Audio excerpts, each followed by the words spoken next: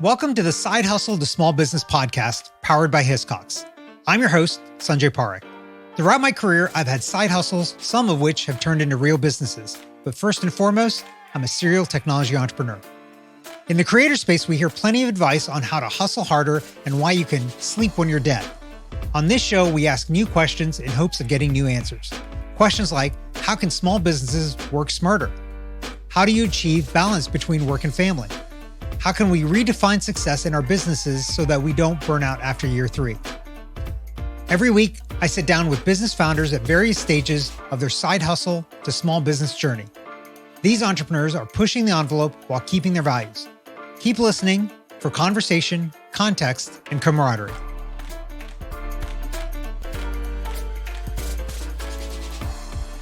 Today's guest is Lesle Lane, the owner of Studio 13, a third-generation photography studio based in Indianapolis, Indiana. Lesle, welcome to the show. Hey, thank you so much for having me. So I'm excited to have you on because honestly, I don't know that we have too many business owners and kind of entrepreneurs, founders with multi-generation businesses that have come on the show. So I think we're going to dig into some interesting stuff. But before we get into that, give me a little bit about your background and what got you to where you are today. Sure. Being a third generation photographer, people often ask me, did you have a choice? Kinda. Yeah. I'm going to say kinda.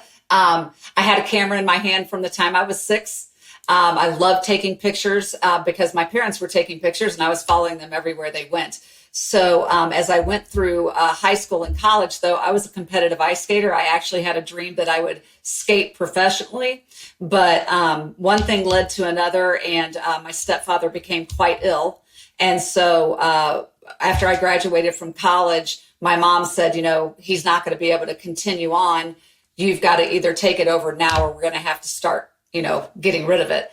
And so in my early 20s, I took over this family business that is an incantation of what I'm doing now. It's definitely a lot different. We were shooting 4x5 and 8x10 film when I first came on, and now my camera is, the size of my palm.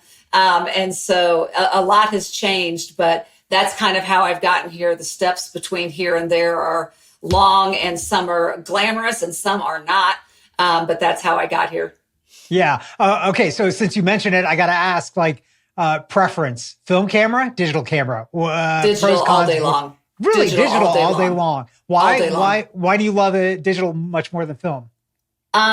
First of all, film was scary. Okay, you didn't know what you were going to get.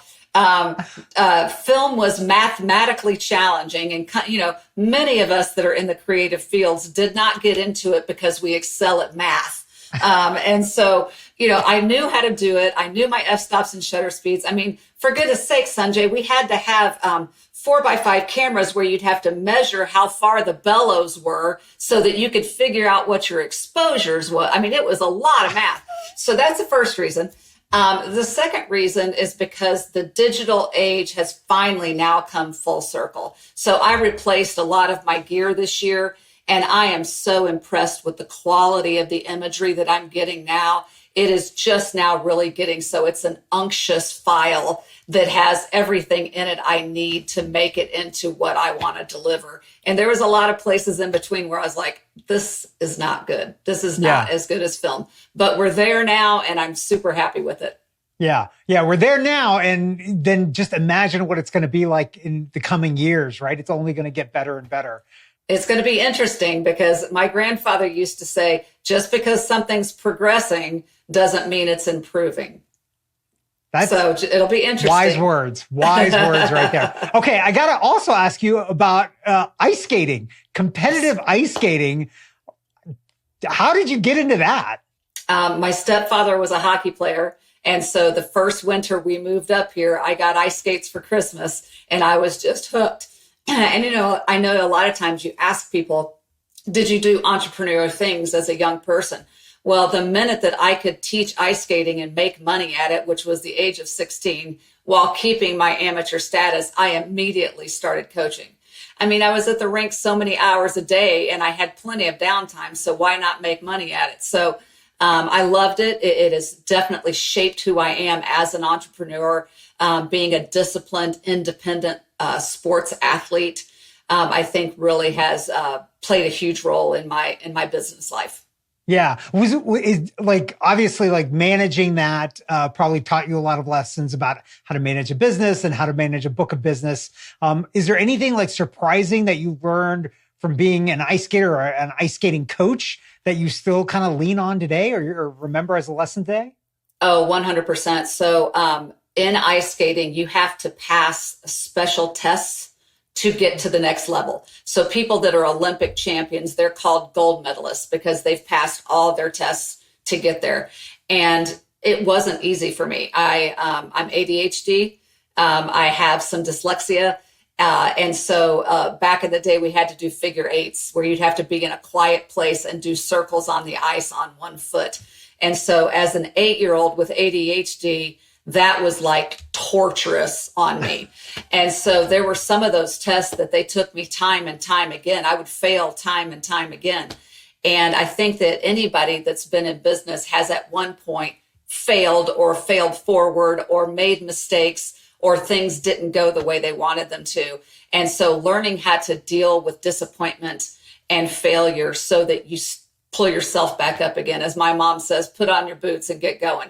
It really, I'm grateful for every minute of it. Yeah. Okay. This was not the intended point of this podcast, but I got to ask you this. Okay. What is the trick? Because I am awful on ice skates. What's the trick of staying up? Like, is there a trick that you should always think about? The trick is that you need a good pair of boots. I mean, the rental skates are awful. My skates were very thick leather that we tied on very tight. And that's really the trick to it. Having a good pair of skates goes a long way. I was hoping you were going to say something like training wheels or something like that. Yeah, like there's like training skates that give you. Oh, there are. I mean, they've now got these little things you push around the rink, but I think that takes the fun out of it. Yeah, I can imagine so. But also falling down on your face multiple times on the ice probably takes the fun out of it too. So you learn how to get back up, Sanjay. You learn how to get back up. And is that not true about entrepreneurship right there? So it is. Okay, let's talk about the business then, and the photography business, not the ice skating business, the photography business. So, okay, you're in your 20s, you get called in to kind of come in, help with the business. At what point, like, was it that you took over completely? You know, was there anything that made you nervous about making this shift? You know, I was so young that I didn't know any better. You know, it was what I go down. I tell everybody that will listen, being young and stupid was my greatest asset of the time. And so I was close to 24, I think, when it became fully my responsibility. My mom was taking care of my stepfather. And so even though she was involved in the business, she was not a commercial photographer. She is a fine art photographer. And so she could not do the photography that my stepfather could do. Now, neither could I, but I would started training myself where a client would call and say, we need to shoot stationary in the studio. And so the night before I would go shoot stationary in the studio, we'd run the film. I'd put it on the light box. My mom would look at it and go, okay, you're ready for tomorrow's shoot. And that's literally how I did things for about the first 3 to 5 years. Yeah. So, okay, when you took over the business, like how big of a business was it? Like, was it just the family? Did you have other people? Like, talk to me about size. My stepfather was one of 3 photographers, along with 2 lab technicians. My mom was in charge of sales and business development, and we had an office manager. So I think that puts it at about 8 or 9 employees that they had at the time. My stepfather was the biggest revenue maker in the business. And this was around the early to mid 90s. And he was the primary producer. He did all of the accounting and the bookkeeping and the payroll. My mom doing all the sales, and they were grossing, I think, about $650,000 a year at that time. Wow. So that's big shoes to step into, you know, as a first time kind of founder, entrepreneur, coming out of college. Like, how did you manage that transition for yourself? Well, luckily I had a fantastic assistant. So my dad's assistant stayed on, and she truly believed in me. My mom was a little more skeptical because, you know, as your kid, you're like, can she do it? And so she was hard on me. And so because she was hard on me, I feel like that went right along with my skating days. You know, you just got to, you know, go to the light box, be judged and critiqued about the images of the day, and then take the knowledge and move on. So I've always been extremely headstrong. I've always been, don't dare me to do something. Don't tell me I can't do something, because that is a surefire way that I'm going to figure out a way to do it. But it took a long time. My success has really been probably the last 10 years has been my most successful time of my career. Yeah. I got to ask you, like, what did you go to college for? What degree did you get in? Is it like any way related to what you're doing now? It is not. So my parents told me that they could teach me everything I needed to know about photography. And so They wanted me, because 3 generations, we got lots of people that can tell you how to take a picture. And so they wanted me to go to a liberal arts college, get a liberal art education. And so I got my degree in religious studies and philosophy, because my dad said, I want you to be able to talk to the janitor and the senator. He said, you should have enough in your brain that you can talk to anybody. And so that was what my degree was in. Yeah. Very astute, because, that really is the goal of the entrepreneur, or kind of the mission of the entrepreneur, is you need to be able to talk to anybody and everybody, because you never know who might be the next sales lead. The janitor might be the next sales lead more than the senator. So you just never know. Okay. So third generation business, obviously there's not tons and tons of people that have that. Like, I don't know what the numbers are. There's plenty, I'm sure. But, one of the challenges that you have in doing these kinds of things is that you have this family legacy because of this history that's there. So how do you think about that for yourself in terms of like honoring that legacy, but then also wanting to like branch out and do your own things and do new things?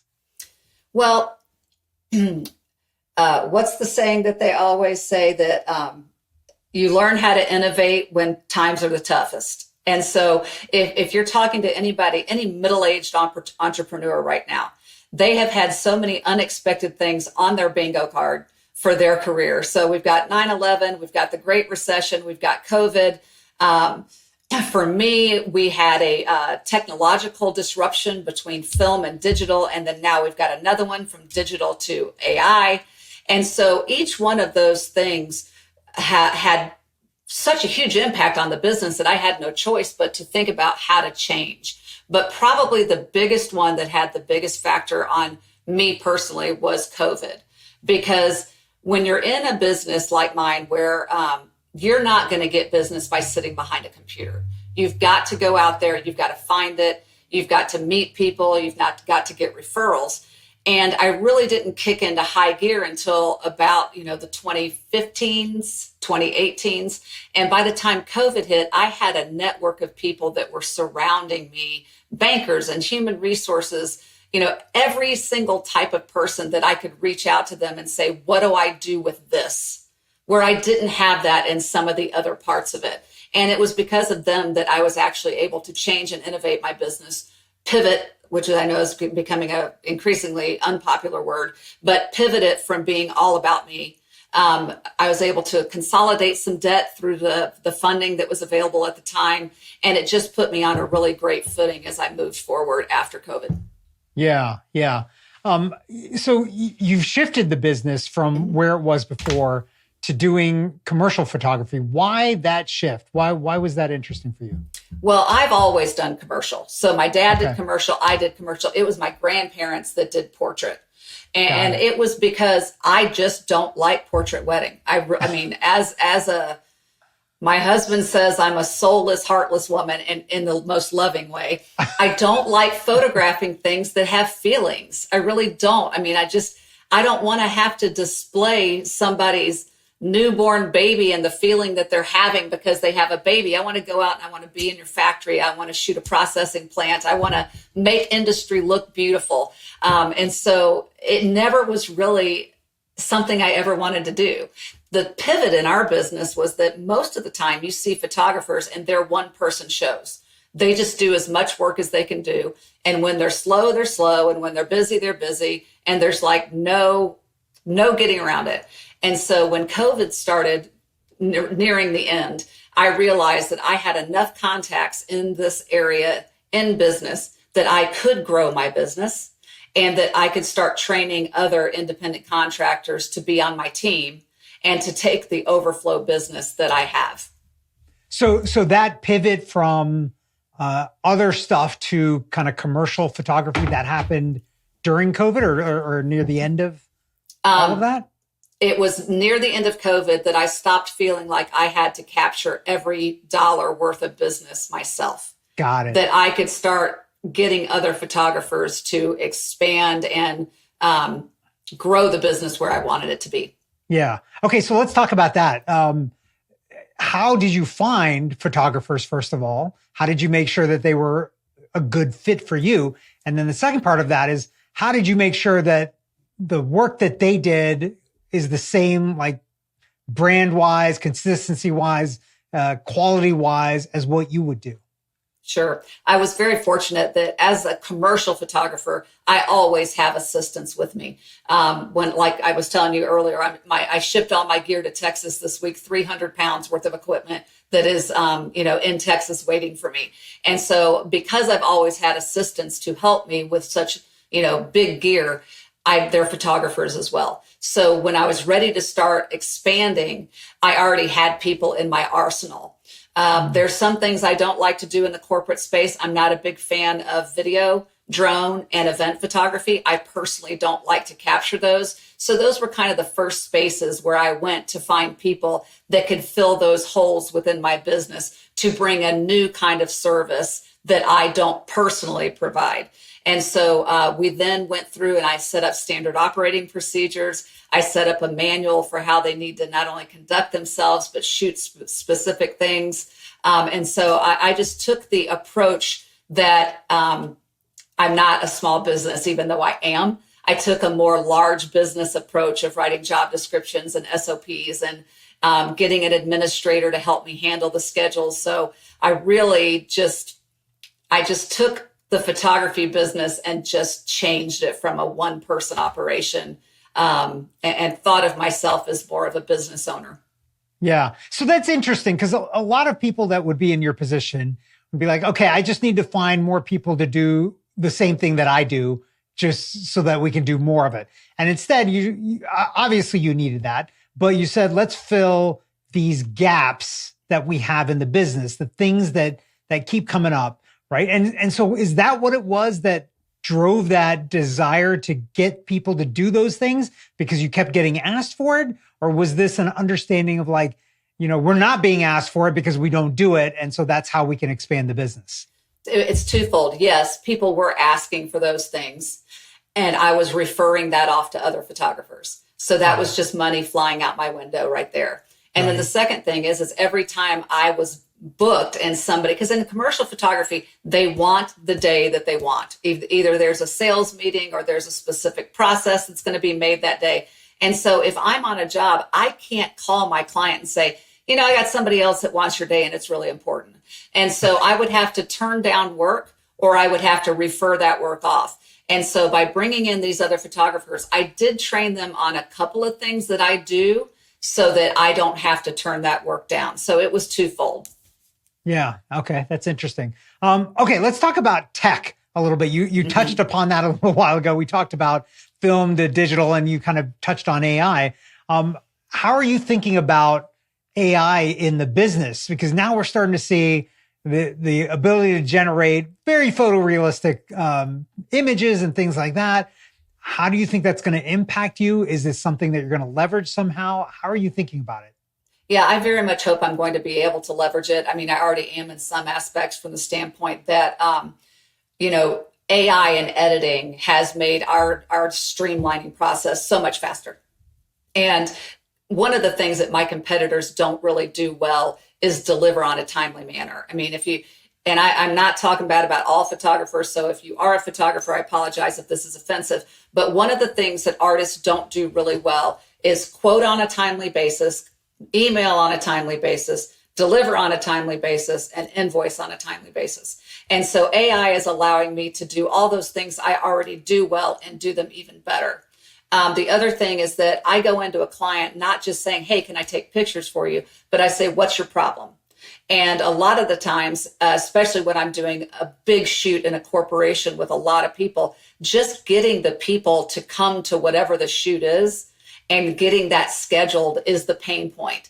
And so we now have the ability to give our clients specific software for their shoot that they can then send out to their people and schedule it without an administrator being involved at all. And so I'm really looking not just for what AI can do for my photographs, for the retouching, for the delivery, but what are other ways that we can use technology to serve our clients better. Yeah, interesting. Do you feel like people that could be potential clients are now starting to use some of these tools, and instead of calling you, that they're using these tools themselves? Has that been good for the business? Do they do that and realize, oh, this is garbage and I actually need to call a professional? Or we've had it happen both ways. Yeah. So the thing that's probably impacting my business the most negatively, because I've got a negative and a positive on it, are corporate headshots. So people that want to take a cell phone picture, send it off to a program, and then get a professional headshot back. I've lost one client to that technology this year. I expressed my disappointment, not just because of losing the business, but I feel that you can still tell the difference now. Will you be able to tell that difference 5 years from now? I don't know. But right now you still can tell the difference. And I feel that it negatively impacts a business that relies on authenticity. Yeah. So if you're a company out there that people need to know, like, and trust you, you need to make sure that your imagery follows that. So that's where it's negatively impacting me. Where it's positively impacting me is that many of the retailers are refusing to show packaging that does not have real photography on it. So think about Target and think about, Office Depot and places like that. We're seeing a surge in product photography because they want to get away from AI on their packaging, but they also want to get away from Amazon. So Amazon does provide a lot of photography, but then you have no control over how your images are used, if they're sent off to competitors for them to use also. And so I have seen a surge that with this truth in advertising, I mean, it's always been around in America. You're supposed to show what your product looks like, and the government's going to have to decide what they're going to do about this AI situation. But for now, the retailers are pushing back and saying, no, we have to see what your product really looks like. Yeah.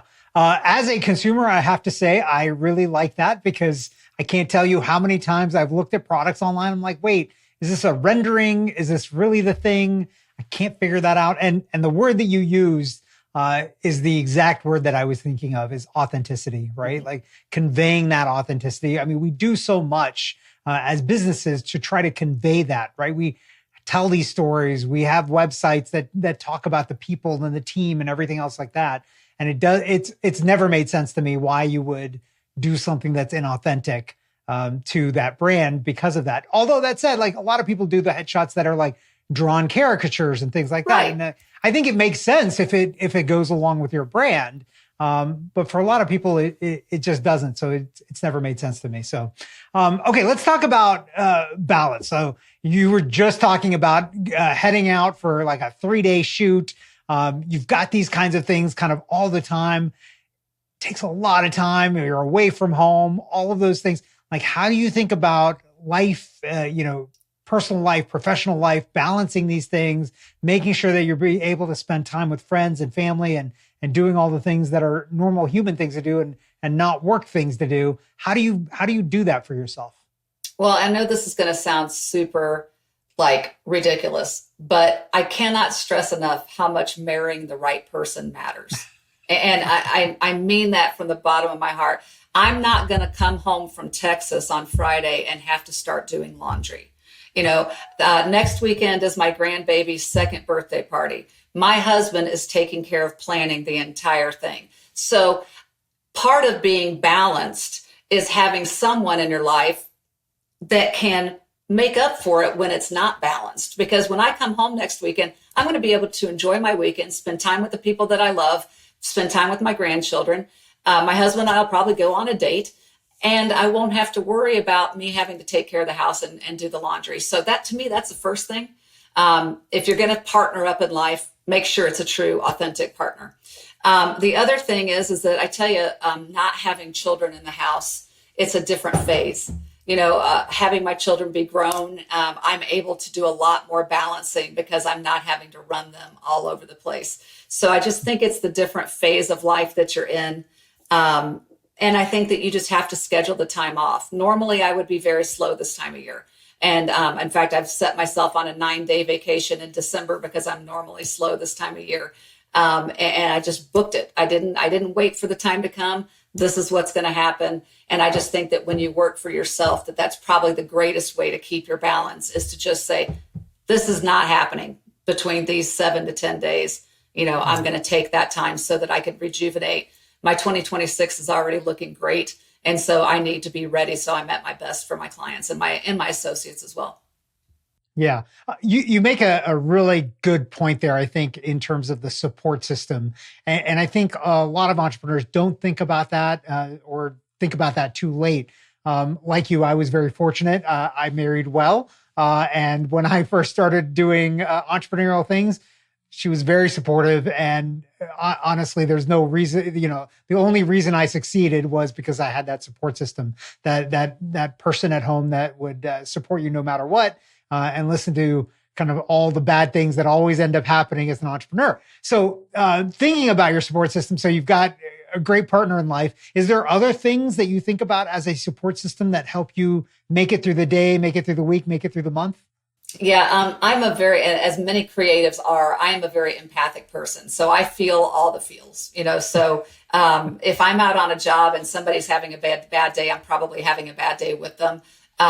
Everything that's going on in the news and in social media right now, it deeply affects me, not just because of what's going on in the world, but I have people in my life that are being deeply affected by it.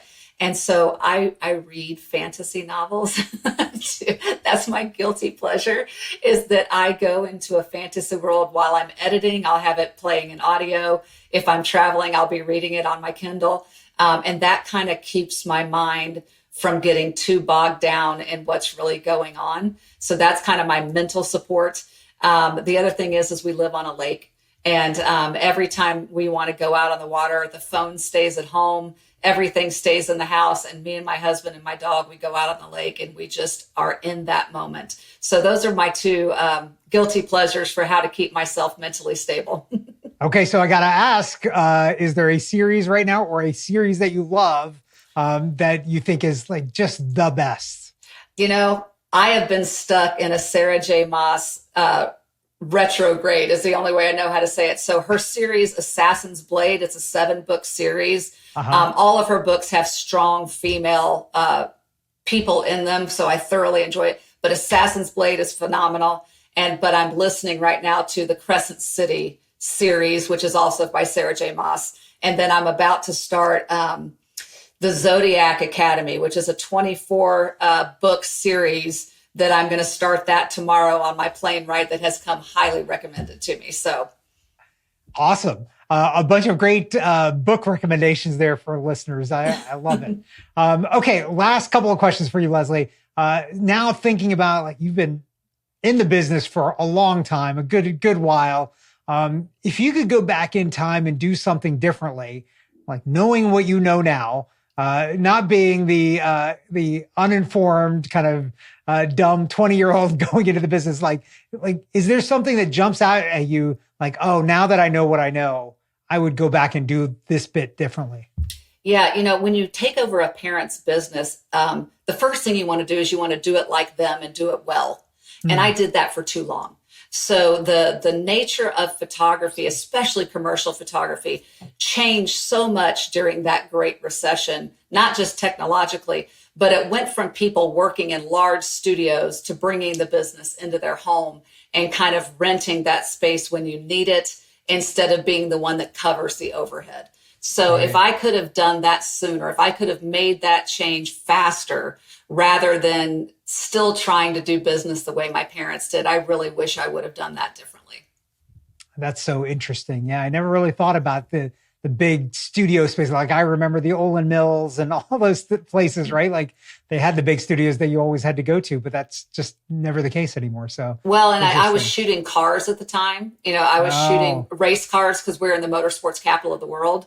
And so that was why we had the facility, was to do the large products. And then as things came, now the racing teams have studios in their racing headquarters, even auto dealerships. I was photographing an auto dealership last week, and they have a studio in their auto dealership to take pictures of their cars. And so all of that just happened so quickly that, and I think that's a thing for entrepreneurs where you see that you should change something, but you just can't change it fast enough. And so, I wish I would have made some of those changes, facility and overhead changes faster. Yeah, interesting. Okay, last question for you, Leslie. If you were talking to somebody who's thinking about taking that leap like you did and getting into a full-time business or launching a side hustle, doing something like that, becoming an entrepreneur, what advice would you give to them? I do not believe fake it till you bake it. I don't believe in that. I believe that especially now in this day and age, if you have a deficit, whatever it is, for me, it was, like I said, the math, the accounting and all that stuff, which is why I went back to grad school and I got my master's in business to shore myself up. There is no reason for an entrepreneur in this day and age to fake it till you make it. There's too many resources for you, too much learning. Even me, I mentor people all the time. You want to learn about photography? I will teach you about photography because you can't do it like I do it. We're all unique. We all have our own unique ways of running a business for, especially taking a picture. It's as unique as a thumbprint. So I just highly encourage people, if this is something you want to do, pursue it with everything you have, find a mentor, and make sure you shore yourself up for the parts of yourself that you think are, needing a little bit of extra oomph. Yeah, I love it. I love it. Leslie, this has been fantastic. Where can our listeners find and connect with you online? Yes, Studio 13 is on LinkedIn, Facebook, and Instagram. I think this, and you have to say I think because I have a social media person. Studio 13 Indy is what the Studio 13 page is. I'm also Lesle Lane on LinkedIn, and then studio13online.com is the website. Awesome. Thanks so much for being on today. Thank you. It was a great time. Thanks for listening to this week's episode of the Side Hustle to Small Business podcast powered by Hiscox. To learn more about how Hiscox can help protect your small business through intelligent insurance solutions, visit hiscox.com. That's HISCOX.com. And if you have a story you want to hear on this podcast, please visit hiscox.com/share your story. I'm your host, Sanjay Parikh. You can find out more about me at my website, sanjayparikh.com.